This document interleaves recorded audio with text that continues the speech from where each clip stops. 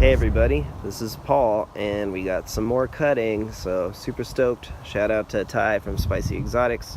He always delivers excellent cuttings as advertised. So starting on the right is K1. It's a Selenicereus dragon fruit, which is a white flesh. It's kind of like a Vietnam white but larger. A fruit can get 3 pounds. The one right here is a Megalanthus, which is a yellow skin cross with an unknown Selenicereus, which are the ones over here. So once I realized that you can cross the pollen and these can be crossbred to make new hybrids, I got excited and thought I needed to buy some of these ones here, these varieties of Selenicereus. So starting on the right is the Honduran Moon Torch. So I'm going to talk about different potting soil strategies for these because they're a little bit different from dragon fruit, as you can see, but very similar. This is the Princess of the Night, another Selenicereus variety, and there's not that much online about them that I could find, so I'm going to use a little bit different soil strategy for these guys. But this one looks a lot more like dragon fruit, more like a hexagon or octagon shape, so I thought that was interesting. And then this one is really spiny, and this is Selenicereus, I want to say, let me pull up the paper. This one is Selenicereus validus. So very spiny and very cactus-like.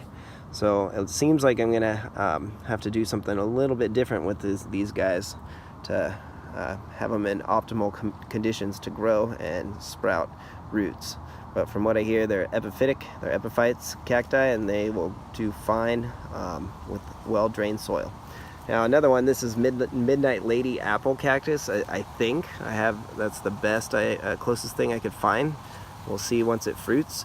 But this is actually a Harrisia variety, so I don't know if the pollen will work on dragon fruit, but hopefully someday I can find out and let everybody know. So anyways, very, very unique varieties related to dragon fruit, and supposedly I can use the pollen. So anyways, to create my own hybrids. But anyways, the strategy I'm going to talk about now briefly is potting.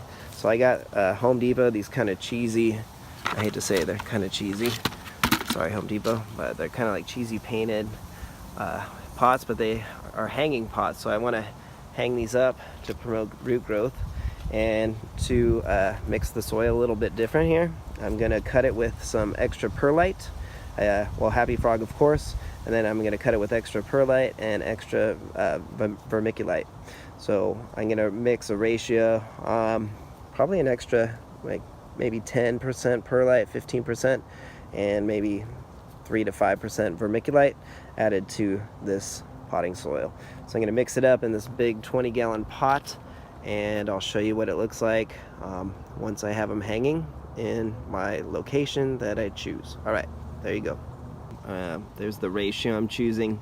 I'm gonna say it's about 15% extra perlite, 3 to 5% extra vermiculite, and the rest is Happy Frog. So I'm gonna mix this up, put it into these little Home Depot pots that were only $7 or $8, and they have a built-in hanger. So I'll get these hung, and I'll show you what it looks like at the end. Okay, so here you go. I have them here hung up. The Princess of the Night is on the right, and the Honduran Moon Torch is on the left.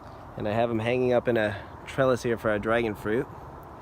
So you can see here, it's just going to be temporary to get them to root, and then I'll figure out a better strategy to hold these varieties of plants. I've seen them growing on trees online. I was thinking I might have them growing up through this fence with some trellis support, like we've shown before.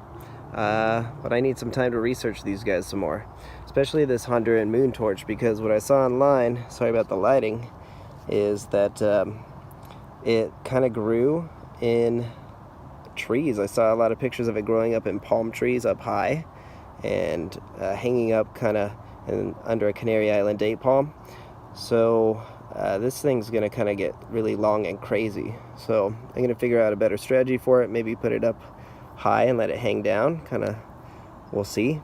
So I'll learn more about that. And then last but not least, here is the last of the Selenicereus, and this one I kind of just have it, I'm leaving it alone here in its potting soil. Sorry about the lighting, let me hide that for you there. And you can see it's just got some nice rich soil, and it's gonna do fine here. I'm gonna just kind of let it drape by itself onto this wood, and then figure out what on earth I should do with this later, because it's really spiny.